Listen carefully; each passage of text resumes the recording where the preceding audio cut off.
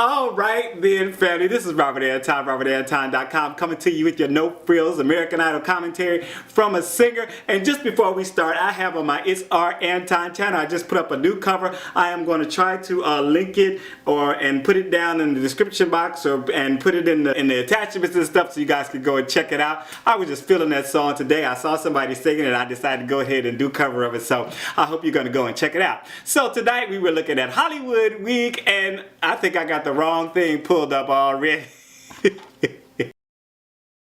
Okay, I'm back and here we go. Solo day for the guys in Hollywood Week. For them it was day 3 and they had to perform with the band. They could also play their own instruments for the first time along with the band, and there were 43 remaining today and we're supposedly going down to 20, and they are getting the results after every 8 performances. So it's not waiting and putting them into rooms and all that good stuff like normal and then, you know, saying who's going home and who's staying. They just have 8 people perform, call them back up. People step forward, step back. One of those lines goes home.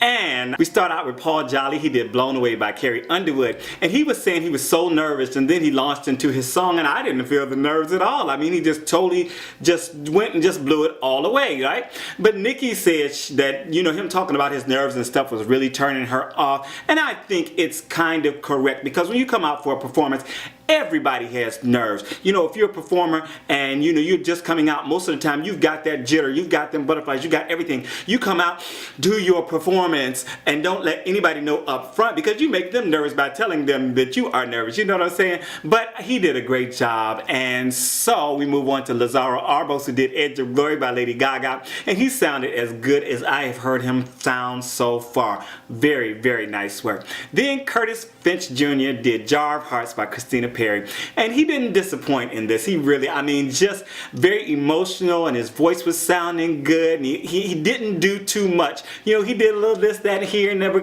but he kind of, it was very restrained for him. And Mariah said absolutely beautiful, and she was so blessed to hear him sing.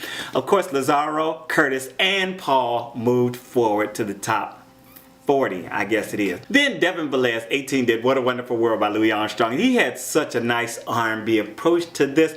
I don't know, I don't remember really hearing him sing before, and this was just like, wow. I was really enjoying his performance. I wrote again, very nice work, a nice ending also, just beautiful. Keith said he was born to sing. Then Gurpreet Singh did Georgia by Ray Charles. Loved it. He brought out his guitar, and I was just loving the way he ended the song. He always adds his little own, you know, those little things that he does, and I was just like, work it out, boy, you better go and take us through some little, yeah, oh, just nice, very nice work. Cortez Shaw, 22, did Sunny by Boney M and Dusty Springfield and many, many, many others. And he represented himself very, very well. I love the sound of his voice on this song. Also, Matheus Fernandes did Stronger by Clarkson, and I like the way he started out, but he didn't do so great when he was in the middle of the song. Nikki was looking like she was very bored, and Mariah said it was not really connected. And then Nikki gave him a speech about not milking his height for a pity party, and I think she's right. I think it was, you know, you get it up front and then all that, and then you move on. And she said, he needed to start depending on his talent. So Devin, Gurpreet, Cortez, and Adam Sanders, yay, Adam Sanders, they all moved forward to the next round, to the top 40. Matheus went home. Sorry to see you go, bro, but you know, you'll get better. He said he never sang with a band before, with a live band before. Wow. Yeah. But yeah, keep working on it, brother, because you do have some talent. You got voice, definitely. Nicholas Mathis did Locked Out of Heaven by Bruno Mars, and I thought his voice sounded okay on it, but it wasn't stellar. It may have been just a little too high for him, the key, and he fell to his knees, you know, trying to give all that pleading and stuff like that, but it wasn't really working for me.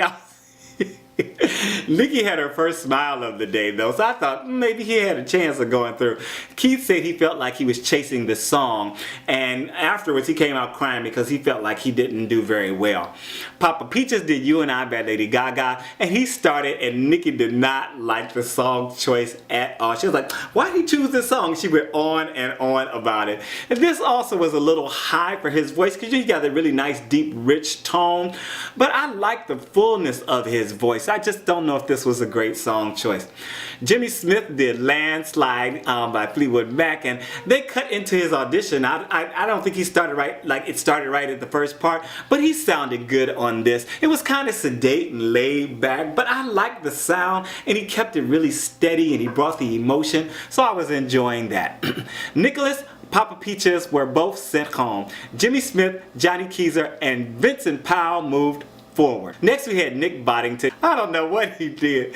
I don't know what I'm writing, but he played the piano on this, and all the judges were engaged, and they were just all into it, and so was I, because he was sounding so good. He did some nice vocal work on this, and it was really cool and solid on his head voice. Oh, Keith said it was a really good performance, and I thought it was really great performance. Then we had Charlie Askew. He did Somebody That I Used to Know by Gautier, and he started talking while the music started, did his little intro and everything, and then launched into the song. Just so cool, and different from everybody else's. I liked the bite that he had going, and his demeanor was really intense. He's such a showman. I mean, he always says, oh, I can't connect with people, and all this, but then now he's getting up there, and he's really he really launched into this and did his thing and brought all of this, and I guess if he's telling the truth about what he was singing the song for, I think he really used that very, very well. Nikki said she's obsessed with him, and he said, baby, I can say the same thing. I was like, what? Did he say that, or was that a voiceover? I was just like, no, just, oh Lord have mercy. I was speechless, just speechless. Nick Boddington, Jada, Charlie Askew, and Matheny Traco all went forward. Then we have Burnell Taylor doing Jar of Hearts by Christina Perri, and I like the timbre of his voice so much. The timbre, the tone, the sound, the feel, the taste of it, you know what I'm saying? But I don't know if it was great on this song. I thought it was okay, but I felt like he could have chose a better song. Marvin Calderon did the same song, and he did good on the song and added a little falsetto at the end. Very nice touch. They both moved forward. Next we had Micah Johnson. He was last. He did I Told You So by Randy Travis. And his voice was so rich and present in this song, and he was all into the story. I really enjoyed this performance, and it kind of surprised me, the song choice and the way that he put it across. Well, he went home. And I was like, what the? I was totally surprised. What the? I felt like he did so great on this. I totally was not feeling the judges. And I was just surprised. I was just put out. I was just not happy. Micah should have gone through on that performance, but he didn't. So Gabe Brown, Sonny, and Nate Tao also went home.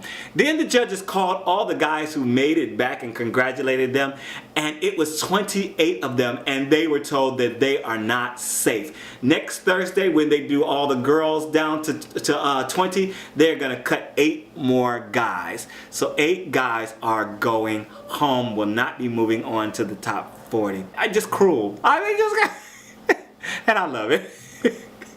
Do you love it? Let me know. This is Robert Anton. Please don't forget to thumb this up. I forgot to let you guys know in the middle there. But please thumb it up for me. Let me know if you enjoyed it. Let me know if you enjoyed tonight's performances. Who was your favorite? And who do you think should have stayed? Who do you think should have gone home that didn't really jive with the judges? Next, we're going to have the girls doing their Hollywood week next week.